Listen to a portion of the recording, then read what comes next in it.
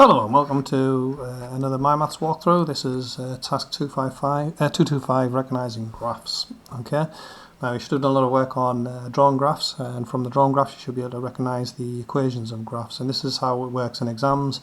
You're given a whole bunch of pictures and you've got to match up the pictures with the equations, which again are usually given. The second question is not normally asked in exams, but this first question certainly is. There's some graphs, there's some equations, which ones go with which?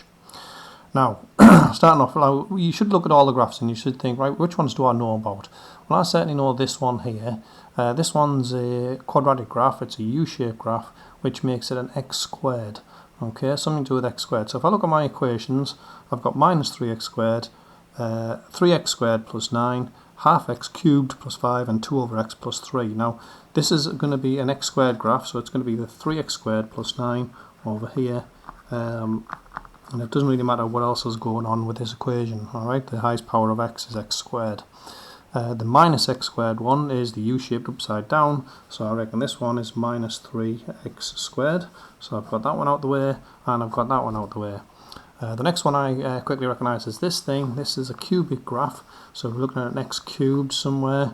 So if I look at the remaining two equations, we've got an x cubed here. So for me, this one is a half x cubed plus 5. Okay, so that's that one out of the way, and I'm left with this one. This one must be this thing, so it's 2 over x plus 3, which is the reciprocal graph, and that's what a reciprocal graph looks like. It's just been moved up 3, so it's been moved up 3 squares, and that's why the plus 3 is at the end. Okay, so when you're matching graphs with equations, start off with the ones you know, and that limits your choices for the ones that you're not so sure about. Okay, and that's how we always do these things.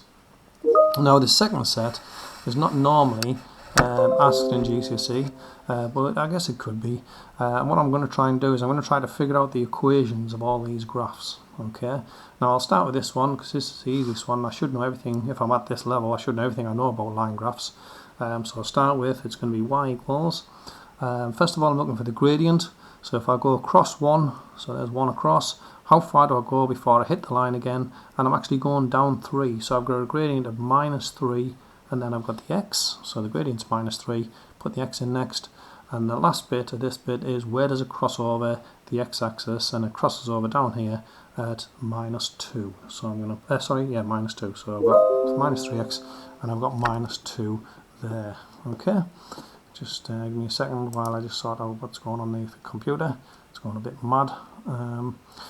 Right, next question we've got. Now I'm already told this is going to be y equals x, and I've got to figure out the something and if there's something at the end. So what's the power? Well, that's obviously that's a bit annoying. I'll press mute. I'll press mute, can't I? Okay, let's see if it beeps again. This is an x squared graph, so x squared. Now what's happened with this graph is it's just being moved up 2 squares, so it's got a plus 2 at the end. So it's whatever x squared graph is, but moved up 2. That's it. This is the cubic graph, so we've got y equals x cubed. Y equals, in fact, the cubic graph normally goes this way around, doesn't it? And I'm actually told this is actually minus x, so it's minus x cubed. And then you can see the graph's being moved down 4 squares, so I'm going to put minus 4, looking at the scale carefully. So that's the equation of that one. This is our reciprocal graph, so we've got y equals something over x, and then we've got something else. Okay, now something over x, you've got to be careful you get this one right. Now let's have a look. So what's happened with the graph? It's being moved down because normally it doesn't cross over the x-axis, but this time it's not crossing over at minus 1. So it means it's moved down 1, so I'm going to put minus 1 at the end. Next thing I'm going to do, I'm going to find a point, a nice point on the graph, where I now start working out what number is going to be on the top here. So if I pick this point here, for example, it's a nice point, it's hitting this point exactly. We can see when x is 1, y has to be 0. So when x equals 1, y has to be equal to 0 in this equation. So if I put a 1 there, so I've got something divided by 1, take away a 1, so I've got something, don't know what it is, so question mark, divided by 1, take away a 1, is got to equal 0, alright, and you should be able to figure out that this has got to be 1. 1 divided by 1 is 1, take away 1 is 0, so now I can put a 1 on there, and I'm pretty confident that one will be correct as well. Okay, that's recognising graphs. Like I say, the first exercise on this side, so if I go back to this one, yeah, this is one that is normally in exams. You've got there's pictures of graphs, there's some equations, which one belongs to which graph. Alright, that's it. Good luck.